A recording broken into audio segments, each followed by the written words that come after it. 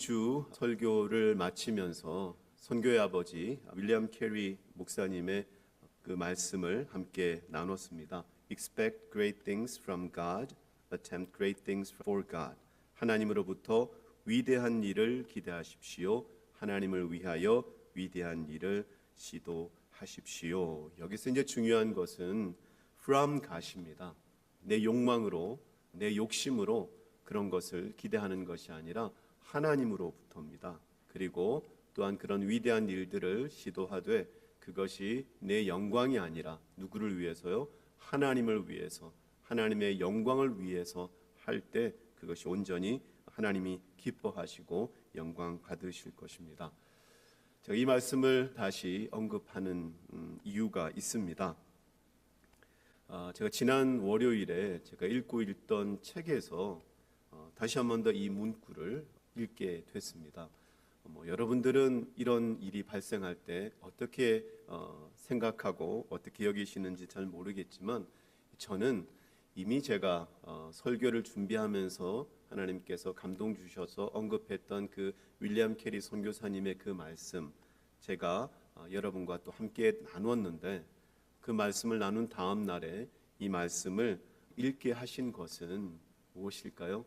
하나님께서 마치 그 일에 대해서, 그 문구에 대해서 우리 교회에도 저 개인에게도 동일한 말씀임을 마치 결제해 주시는 것 같았습니다. 여러분, 하나님으로부터 위대한 일을 기대하시기를 예수 그리스도 이름으로 부탁드립니다. 그리고 하나님을 위해서 위대한 일을 시도할 수 있는 저와 여러분 될 수 있기를 예수 그리스도 이름으로 축복합니다. 하나님께서 저를 응원하시고 우리 교회를 응원하심을 믿고 늘 믿음으로 소망 가운데 달려갈 수 있기를 바랍니다. 12절 말씀에 보면 나를 믿는 자가 내가 하는 일을 그도 할 것이요 또한 그보다 큰 일도 할 것이다 라고 말씀하셨고 그리고 왜냐하면 아버지께로 가기 때문이라고 주님께서 말씀하셨습니다. 믿음을 강조하셨고 또 아버지께로 가기 때문이라고 하셨는데 말씀 나눈 것처럼 바로 성령이 우리 가운데 임하실 것이기 때문에 그렇습니다. 그리고 내 이름으로 무엇을 구하든지 주님께서 행하실 것이다 라고 말씀하셨는데 제가 이런 도식을 한번 만들어 봤습니다. 믿음과 또 성령 충만과 그리고 기도와 성령 충만과 그래서 이것이 마치 순서대로 믿음 다음에 성령 충만이 있고 기도 다음에 성령 충만이 있고 또다시 믿음 그런 개념보다도 믿음과 기도와 성령 충만이 하나가 돼서 우리의 삶 가운데 계속해서 순환되어지는 그런 역사 그 안에 뭐가 있습니까? 어떤 말씀이 들어있죠? 다시 한번 같이 읽어볼까요? 시작! 내가 하는 일을 그도 할 것이요 또한 그보다 큰 일을 하리니 아멘.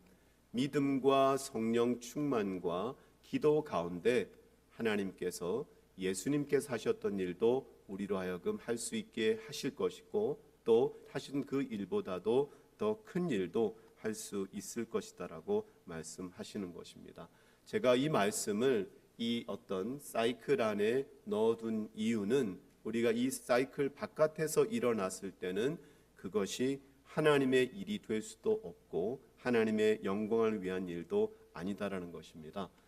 마태복음 7장 22절에서 23절 말씀에 보면 그날에 많은 사람이 나더러 이르되 주여 주여 우리가 주의 이름으로 선지자 노릇하며 주의 이름으로 귀신을 쫓아내며 주의 이름으로 많은 권능을 행하지 아니하였나이까 이렇게 고백하지만 주님께서는 내가 너희를 도무지 알지 못하니 불법을 행하는 자들아 내게서 떠나가라 그렇게 말씀하십니다.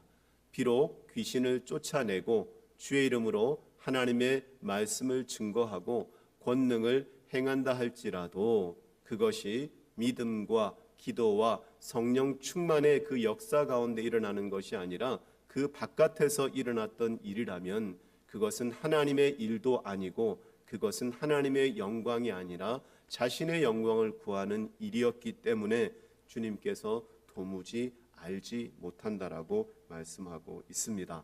그렇기 때문에 우리들은 어떤 일을 하든지 믿음과 성령 충만과 이 기도 속에서 우리가 할 수 있기를 예수 그리스도 이름으로 축복합니다.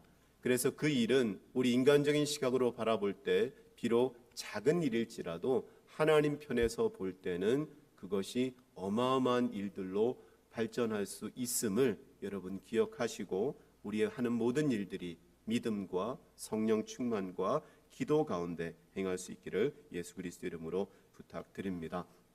이제 우리가 이 말씀을 이제 봤는데 우리는 이 말씀에 대해서 검증을 해야 되지 않습니까? 예수님께서 그렇게 말씀하셨는데 실제로 그러한 일들이 일어났는지 한번 좀 살펴보도록 하겠습니다. 예수님께서 승천하신 후에 제자들은 함께 모여서 기도했습니다. 성령의 강림을 사모하면서 열심히 기도했는데 사도행전 1장 13절에서 14절 말씀은 이렇게 증거합니다. 들어가 그들이 유하는 다락방으로 올라가니 베드로, 요한, 야고보, 안드레와 빌립, 도마와 바돌로메, 마테와 및 알페의 아들 야고보, 셀로신 시몬, 야고보의 아들 유다가 다 거기 있어 여자들과 예수의 어머니 마리아와 예수의 아우들과 더불어 마음을 같이하여 오로지 기도에 힘쓰더라. 아멘. 이미 예수 그리스도의 믿음을 갖고 있던 이 제자들 그리고 예수 그리스도를 믿는 무리들이 함께 모여서 더불어 마음을 같이하여 오로지 기도에 힘썼다라고 되어 있습니다. 개역 한글 성경에서는 전혀 기도에 힘썼다라는 표현으로 번역을 했고요. 이 메시지 성경에 보면은 온전히 하나가 되어 기도했다라고 되어 있습니다. 우리가 함께 기도할 때도 있지만 우리가 흩어져 기도할 때에도 우리가 같은 마음으로 더불어 마음을 같이해서 기도에 힘쓰는 우리 교회 될 수 있기를 예수 그리스도 이름으로 부탁드립니다. 그래서 갈수록 우리 교회의 기도의 함이 차고 넘치는 그 역사가 나타날 수 있기를 바랍니다. 그들이 기도했고 주님께서 약속하셨던 그 성령 강림이 이제 오순절 날에 일어나게 되죠.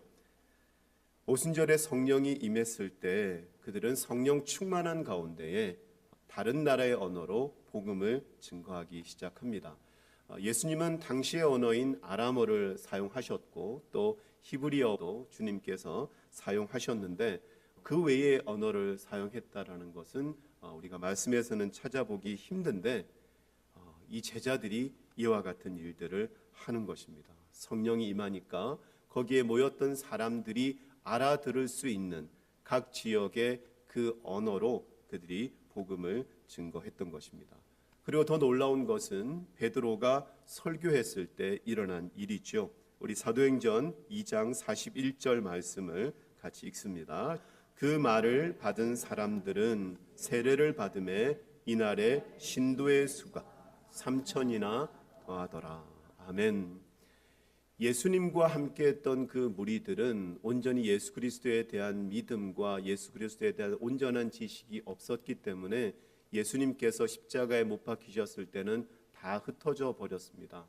그러나 이제 성령이 임하게 되고 예수 그리스도의 믿음과 그리고 전혀 기도에 힘썼던 이제 사도들의 그 역사 가운데는 참으로 놀라운 구원의 역사가 나타나게 되는데 베드로가 설교했을 때 신도의 수가 3,000이나 더하게 되는 그런 역사가 나타나게 됐다라는 겁니다.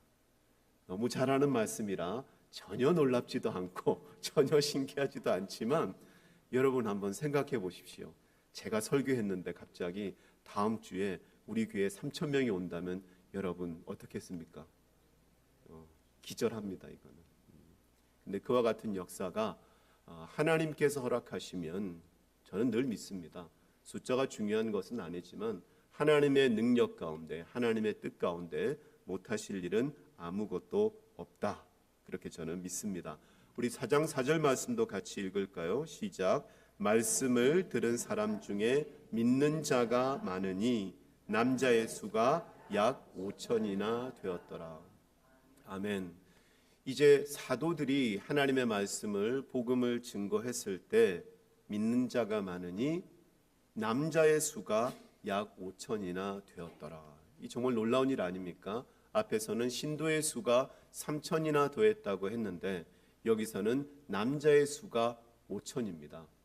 어떻게 보면 남자들보다는 여자들이 더 예수 그리스도를 믿는 그 믿음의 역사가 많이 나타났을 것 같은데, 그렇다면 적어도 사도들의 그 복음 증거를 통해서 2만 명 이상의 그런 믿음의 사람들이 늘어난 것을 볼 수가 있습니다. 이것만 해도 예수님께서 하셨던 일들보다도 더 큰 일들을 제자들이 하고 있던 것을 우리가 말씀을 통해서 발견하게 됩니다.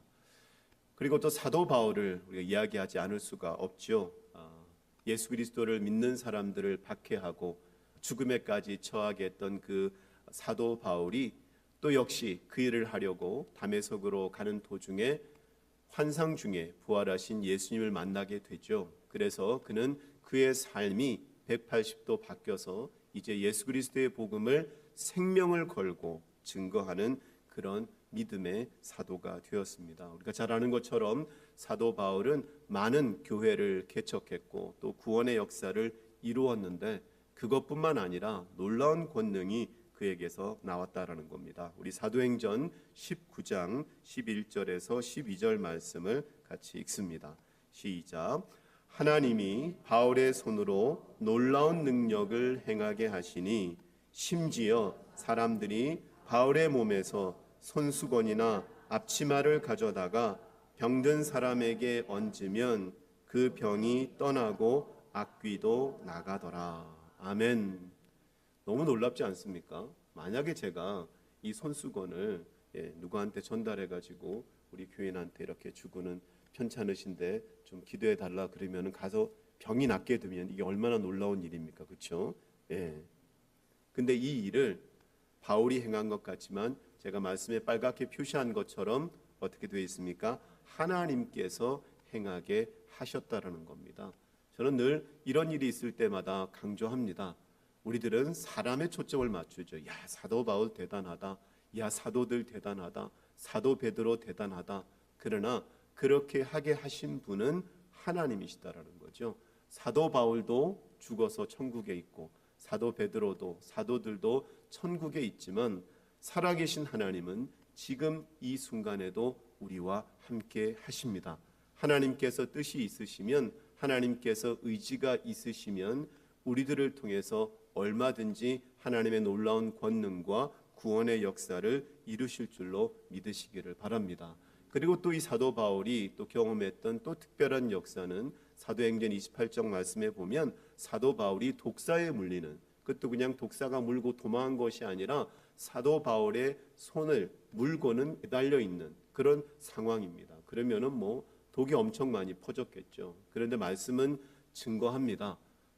사도 바울이 그 독사를 떨어버렸을 때 죽지 않았을 뿐만 아니라 조금도 상함이 없었다라고 말씀을 증거하고 있습니다. 사도 바울이 대단한 사람이어서 그랬을까요? 하나님께서 그러한 은혜와 능력을 베풀어 주셨다라는 것입니다. 그러면서 저는 오늘 말씀을 이제 준비해 오면서 좀 새롭게 깨달은 말씀이 있습니다. 우리 요한복음 21장 25절 말씀 같이 읽습니다. 시작. 예수께서 행하신 일이 이 외에도 많으니 만일 낱낱이 기록된다면 이 세상이라도 이 기록된 책을 두기에 부족할 줄 아노라. 아멘. 여러분은 이 말씀을 읽으실 때 어떤 생각이 드셨습니까? 그냥 있는 그대로 주님께서 성령의 감동함 가운데 요한에게 그렇게 기록하셨다면, 나는 보지 않았지만 우리 주님께서 하신 일들 기록하게 된다면 이 세상이라도 이 기록된 책을 두기에 부족할 것이다. 그렇게 순수한 믿음으로 우리가 이 말씀을 받아들일 수도 있지만, 또 한편으로 보면 정말 그럴까? 이건 좀 과장된 표현이 아닐까? 그렇게 생각할 수도 있습니다. 왜냐하면 예수님께서 이 땅에 오셨던, 특별히 공생의 3년의 그 기간 동안에 아무리 많은 일을 하셨어도 이 세상이 아니라 이스라엘에 두고도 그 공간이 충분히 남을 것 같은데 라고 그렇게 생각할 수도 있습니다. 저도 이제 이 말씀을 믿음으로 받아들이면서 하나님의 말씀이기 때문에 그렇다라고 믿었지만, 어떤 뭐 이해의 영역에서, 이성의 영역에서는 조금 이것은 그만큼 하나님의 역사가 놀랍다라는 것을 표현할 것이다라고 이렇게 생각을 했습니다. 오늘 말씀을 준비하는 가운데 새롭게 이 말씀이 적용이 되었는데, 예수님께서는 신약 시대에만 계셨습니까? 아니죠. 예수님께서는 언제부터 계셨습니까? 네, 태초부터, 영원 전부터 계신 예수님이십니다. 구약에서는 구체적으로 예수님의 이름이 언급되지 않았지만, 우리가 구약 시대는 예수님께서 잠잠코 아무 일도 하지 않으셨다라고 보기가 어렵습니다. 우리 예수님께서는 창세전부터 이 땅을 창조하는 그 순간에서도 우리 주님께서는 일하셨다라는 겁니다. 여러분 그렇게 믿으시죠? 그렇게 본다면 우리 주님께서 이 역사 가운데 하셨던 그 일들을 낱낱이 기록한다면 이 세상이 그 모든 기록한 책을 둘 수 없는 이제 그런 어마어마한 분량이 있을 것입니다. 거기에 더해서 이 말씀도 생각을 해보게 됐습니다. 예수님께서 행하신 일이라고 했습니다.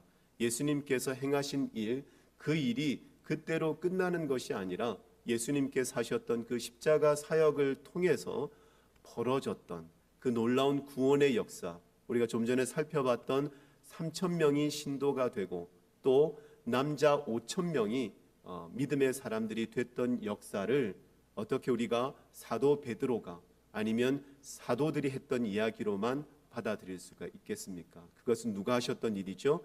예수님께서 하셨던 일입니다. 예수님께서 이 땅에 오셔서 십자가 지시고 우리의 모든 죄악을 담당하시고 우리에게 죄와 사망의 권세를 물리쳐 주셔서 우리가 하나님의 자녀가 되어서 성령이 우리 가운데 임하시는 가운데 하나님께서 우리 가운데 하나님께서 하나님의 일을 하실 수 있도록 만들어 놓으셨기 때문에 지금도 이 세상 가운데 하나님의 그 놀라운 역사가 예수님께서 하셨던 그 놀라운 결과와 열매들이 풍성하게 맺혀지는 줄로 믿으시기를 바랍니다.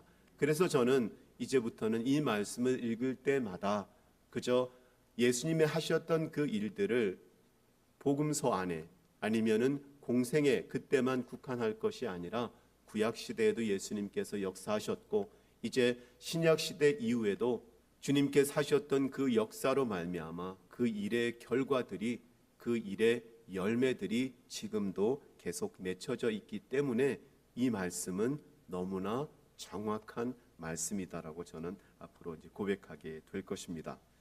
여러분 20세기의 위대한 전도자 하면은 빌리 그레함이죠.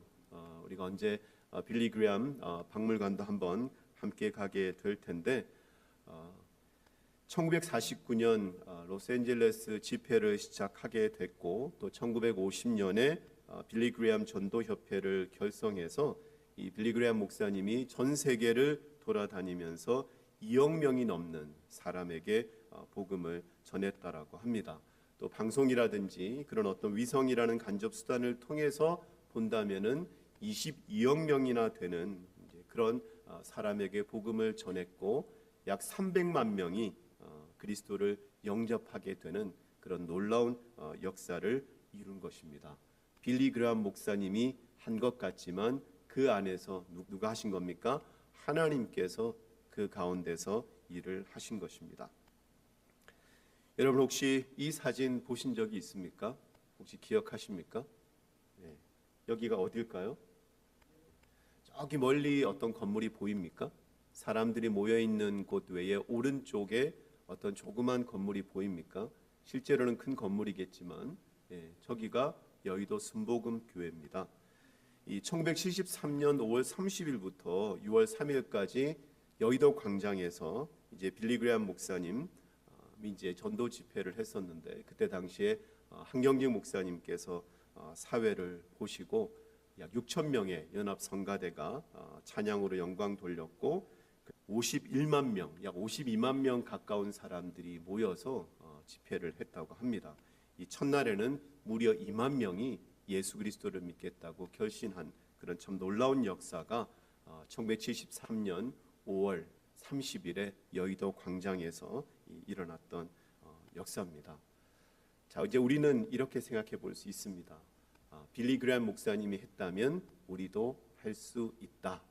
또 그런데 지금 우리의 형편을 본다면 빌리 그레이엄 목사님은 그와 같은 일들을 하셨는데 난 너무 부족하고 우리 교회는 너무 초라하고 그렇게 생각하기가 쉽습니다. 그래서 제가 어떤 한 여인의 이야기를 여러분에게 들려주고자 합니다. 우리가 공동 구매했던 1시간 기도라는 책에 보면 한 여인의 이야기가 나옵니다. 이 여인은 너무 어려운 가정 형편에서 이제 전도를 받고 이제 교회를 나가게 됐는데 기도를 이제 하게 됩니다. 비가 오나 눈이 오나 이 새벽 기도, 철야 기도, 산 기도를 다니면서 하나님 앞에 열심히 매달렸습니다. 그런데 이 기도를 해도 해결되는 문제가 없는 겁니다. 여전히 지독히 가난하고 이 가족들끼리 여전히 또 문제가 있습니다. 그렇지만 이 여인은 새벽마다 하나님 앞에 또 철야 또 산기도를 쉬지 않고 기도했습니다. 그러던 어느 날 그 여인이 새벽에도 철야 기도에도 교회에 가지를 않는 겁니다. 무슨 일이 있어도 늘 그렇게 기도하던 엄마가 어느 날 갑자기 그렇게 기도하는 일을 뚝 멈추니까 교회 안 가냐고 그렇게 물어보니까 그 엄마가 이제부터 집에서 기도하기로 했다라는 겁니다. 그러면서 하나님 앞에 하나님 저 더 이상 교회 가서 기도 안 할랍니다. 아무개 집사가 기도해도 별 것도 없다고 말합니다. 제가 봐도 그렇습니다. 하나님 저를 보면 누가 기도하고 싶겠습니까? 제가 이 기도해야 할 사람들이 기도도 못하게 교회 문을 막는 것 같습니다. 이제 남 부끄러워서 기도도 못하겠습니다. 그렇게 열심히 기도하는데도 여전히 가난하고 가정의 문제는 여전히 해결되지 않고 있는 그것을 보고 교회의 아무개 집사가 이렇게 얘기를 했던 것입니다. 우리 교회는 아무개 집사가 없기를 예수 그리스도 이름으로 축복합니다. 이전은 어땠는지 모르겠지만 지금부터는 아무개 집사는 우리 교회에서 얼씬도 못하기를 예수 그리스도 이름으로 축복합니다. 그러니까 결국에는 그 기도 응답에 대해서 사람들이 흔히 하는 말로 쑥덕됐다는 거죠. 야, 기도해봐야 아무 소용도 없다. 야, 저렇게 기도하는데 왜 응답이 없냐? 근데 그 엄마가 그렇게 교회를 안 나가시더니 일주일 만에 다시 교회를 나가셨습니다. 이유는 집에서 기도하니까 기도가 안 돼서 다시 교회에 가서 기도를 시작하셨다는 겁니다. 그런데 그 어머니는 그 여인은 일평생 기도는 했는데 돌아가실 때까지 그 많은 문제에 대한 기도의 응답을 받지 못했다고 합니다. 아까 엄마에게 왜 교회에 가지 않느냐고 물었던 그 아들은 나중에 이제 목사가 되는데요. 그 목사님이 이렇게 고백했다고 합니다.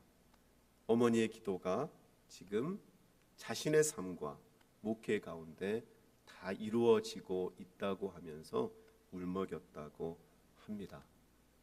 여러분, 이 책에서 이야기하는 것은 진짜 기도의 능력은 응답을 받고 안 받고의 문제가 아니라 진짜 기도의 능력은 계속 기도하는 것입니다.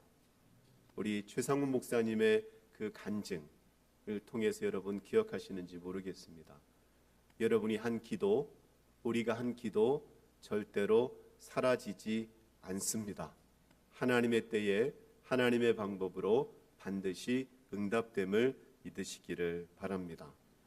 믿음과 성령 충만, 기도와 성령 충만, 우리가 하나님 앞에 믿음으로 나아가고 성령 충만하며 우리가 하나님의 뜻 가운데 무엇이든지 구할 때 하나님께서 행하신다는 그 말씀 믿고 우리가 살아가게 되면 하나님께서 우리로 하여금 예수님께서 하셨던 그 일도 하게 하실 것이고 예수님께서 하셨던 그 일보다 큰 일도 할 수 있음을 믿으시기를 예수 그리스도 이름으로 축복합니다. 기도하겠습니다.